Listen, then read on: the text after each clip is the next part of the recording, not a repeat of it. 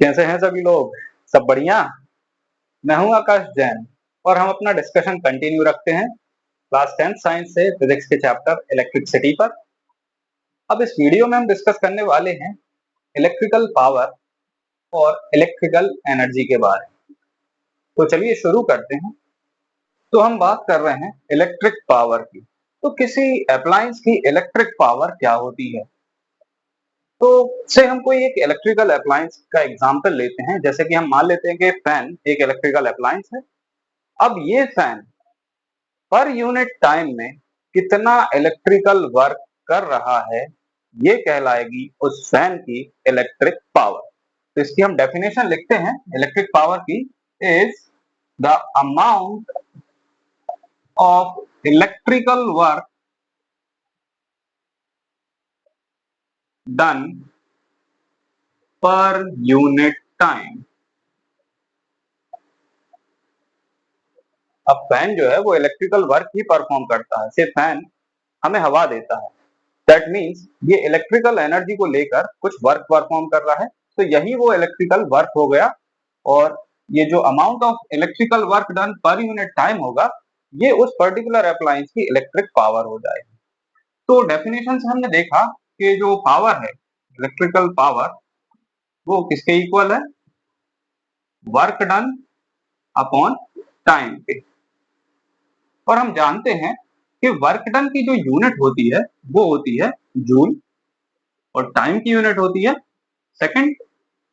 तो यहां से हमें मिलेगा कि पावर की जो यूनिट होगी वो हो जाएगी जूल पर सेकंड, या इसे हम लिखते हैं वाट। इसका मतलब ये हुआ कि 1 watt equals to 1 joule of energy consumed in 1 second. अब ये तो हो गई इलेक्ट्रिक पावर की एक छोटी यूनिट। वाट जो है ये पावर की एक छोटी यूनिट है। अगर हम बात करें इसकी बिगर यूनिट की, तो बिगर यूनिट ऑफ पावर जो होती है वो होती है किलोवाट, जिसे हम के डब्ल्यू से रिप्रेजेंट करते हैं। अब बात करें कि 1 किलोवाट जो है उसमें कितने वाट होते हैं, तो 1 किलोवाट में होते हैं 1000 वाट। तो ये तो हमारा रिलेशन हो गया 1 किलोवाट और 1 वाट में। ये हमारा रिलेशन हो गया पावर, वर्क डन और टाइम में। मींस पावर का जो एक फॉर्मूला रहेगा वो हम यहाँ लिख लेते हैं कि P is equals to W upon T. एक फॉर्मूला हमें पावर का यहाँ मिल चुका है। पावर के कुछ और भी फॉर्मूले हैं, जब हम न्यूमेरिकल्स को सॉल्व करेंगे तब वो वहां यूज होंगे। तो चलिए डिस्कस करते हैं इनके कुछ और फॉर्मूले। तो अभी हमने देखा कि इलेक्ट्रिक पावर जो होती है P is equals to W upon T के फॉर्म में हमने इसको लिख दिया। अब हम जानते हैं, हम क्या जानते हैं कि जो पोटेंशियल डिफरेंस होता है V, वो किसके इक्वल होता है? Work done per unit charge के। तो यहां से हमें रिलेशन मिलेगा कि जो वर्क डन है वो potential difference multiply by charge के इक्वल हो जाएगा। से इसको हम इक्वेशन 1 दे देते हैं। और हमें एक और चीज पता है कि जो करंट होता है, करंट जो होता है that is rate of flow of charge, या यूं कहें कि charge flowing per unit time. तो यहां से हमें जो चार्ज की वैल्यू मिलेगी वो मिल जाएगी I मल्टीप्लाई बाय टी। ये हमने दूसरा इक्वेशन ले लिया।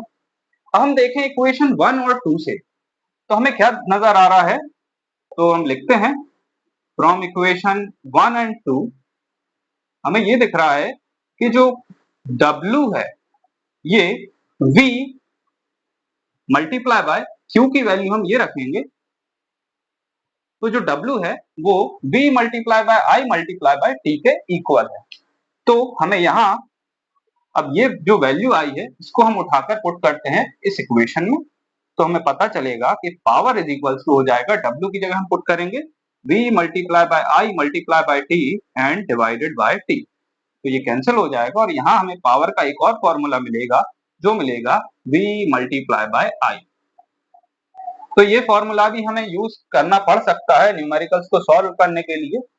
चलिए, ये तो अभी हमें एक फॉर्मूला मिला, ये दूसरा फॉर्मूला मिला। अब हम जानते हैं बाय ओम्स लॉ कि जो V होता है वो किसके इक्वल होता है, I मल्टीप्लाई बाय R के। तो हम V की वैल्यू IR इसमें पुट कर देते हैं, तो हमें यहाँ मिलेगा कि P is equals to I multiply by R multiply by I, जो कि हो जाएगा P is equals to I square R के। ये हमें पावर का एक और फॉर्मूला मिल चुका है।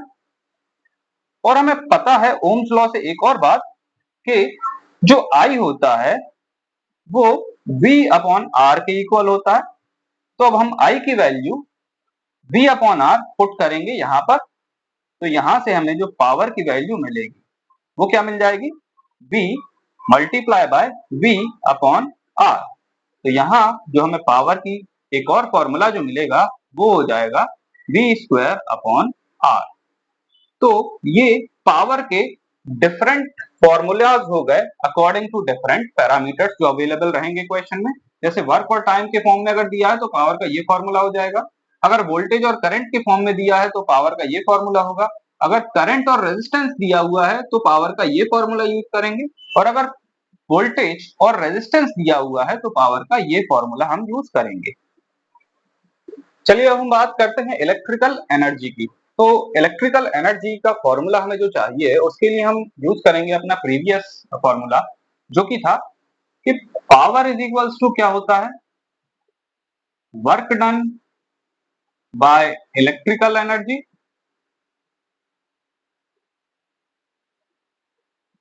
पर यूनिट टाइम।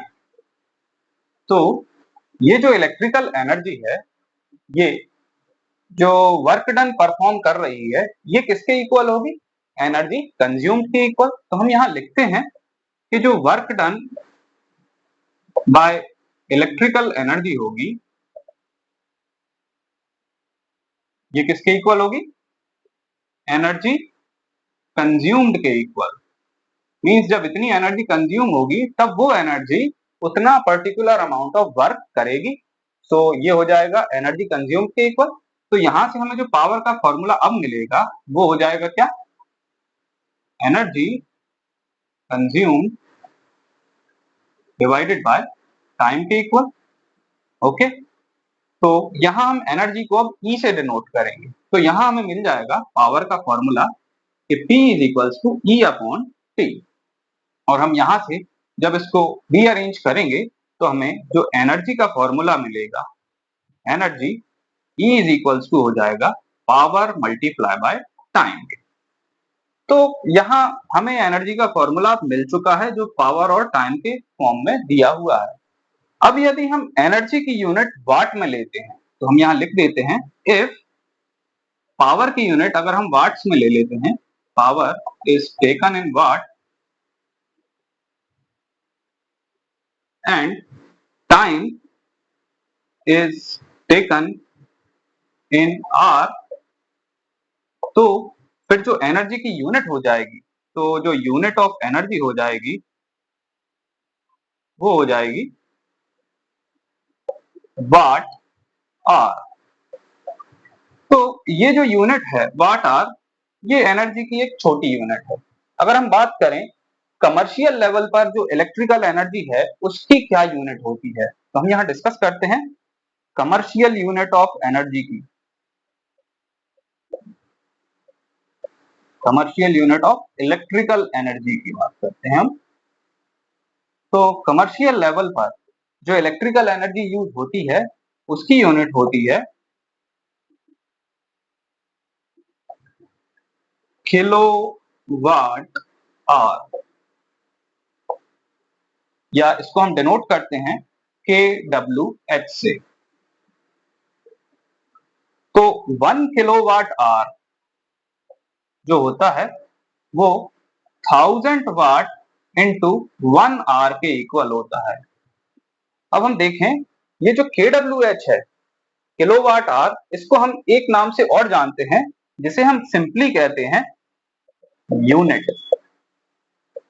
जैसे हम देखते हैं कि इतने यूनिट का हमारा बिल आया है, मींस इतने किलोवाट आवर एनर्जी हमने कंज्यूम की है, दैट मीन्स इतने यूनिट का हमारा बिल आया है। तो यहाँ किलोवाट आवर 1 किलोवाट आवर जो है वो 1000 वाट इंटू 1 आवर के इक्वल है। अगर हम इसको जूल्स में कन्वर्ट करें तो हम देखते हैं इसको हम कैसे कन्वर्ट करेंगे। तो 1000 वाट मल्टीप्लाई बाय आर को हम कन्वर्ट करेंगे मिनट्स को और मिनट्स को करेंगे सेकंड में। तो 60 मल्टीप्लाई बाय 60 और यहाँ एनर्जी जो होती है उसकी यूनिट हो जाती है जूल। तो यहाँ से हमें मिलेगा 3600,000 जूल, जो कि इक्वल हो जाएगा 3.6 इंटू 10⁶ जूल के इक्वल होगा 1 kWh।